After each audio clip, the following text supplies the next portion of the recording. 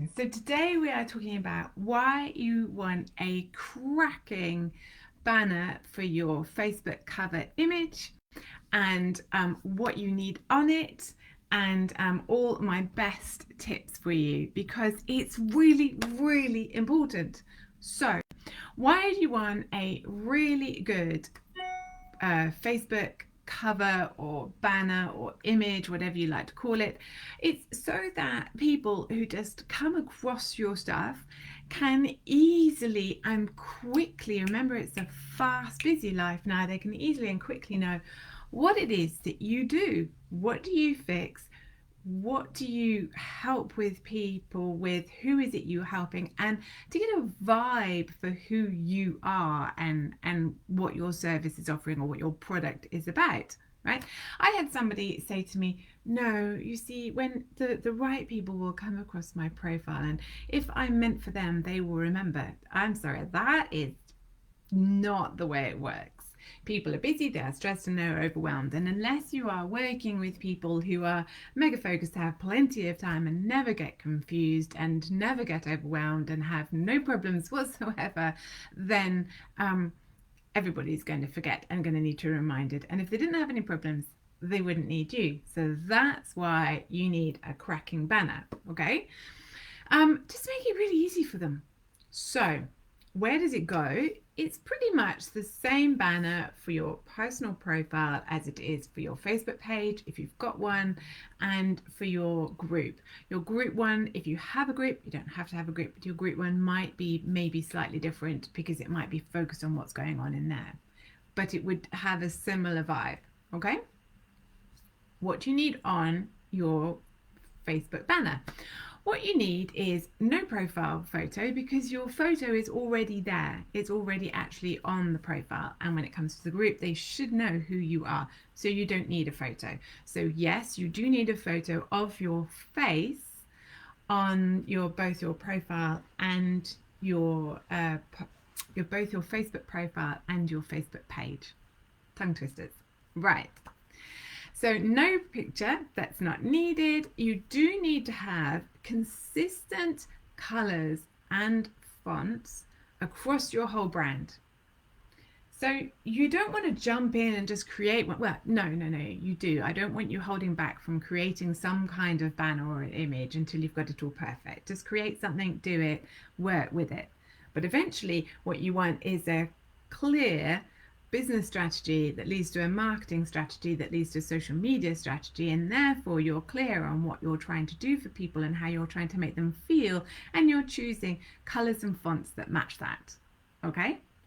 And it would probably be across the board everywhere that you would be using those kinds of colors and those kinds of fonts. So you do want that. They should be giving a vibe for who you are and what you're doing. Right. Next thing you want on there is you want it simple. You want to promote one thing on there. You want to make it really obvious. So that would either be your freebie, your group, or your one, what I would call your main entry level service or product. Okay. So if it's a freebie, make it simple and exciting. If it's your group, make sure there's a point to it and it's not just a group where you're kind of vaguely adding value and trying to sell your stuff, right? There's got to be a reason for them to be in there. And if it's a service, promote the one that generally people come in to you at. Maybe it's your trust builder, or maybe you go straight for a transformational one. It doesn't matter, but it should be fixing one issue for one kind of person. Okay? So it's very simple. And if you have a look at mine, I often change my banners and my images and so on, but they are really, really simple. Okay. How do you do it? I use Canva. I find it the easiest. I do pay, even though I'm very much into keeping costs low, I do pay. It's easier and quicker. And you've got so many photos and so many elements that you can add to it. Yeah, it's a little bit trial and error unless you find a template online. Everybody in my business club has got a template online, so they know how to make sure that everything fits in, but otherwise you can work it out. It's a bit trial and error, it's fine. Okay, make sure though that you do check on both your computer and on mobile that what you've loaded up looks fine, and if it doesn't, just change it. If you're really busy, change it later, but yeah, definitely change it. And then what you can do is you can click on the image and then edit it, and you can actually say in the banner or in the cover photo, you know, click here for more info. When they click, it will pop up some info about maybe your freebie or your group or your service, and then a link. Okay.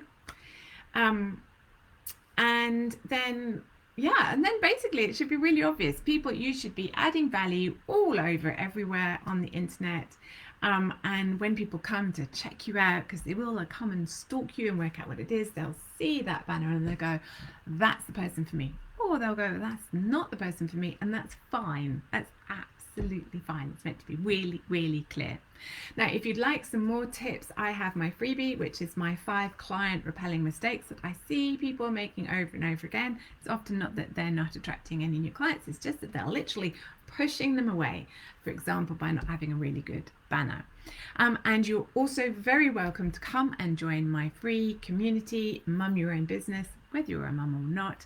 And in there, you can just pop your banner in, and the other members will give you some feedback, and I'll pop in once a week and do the same thing.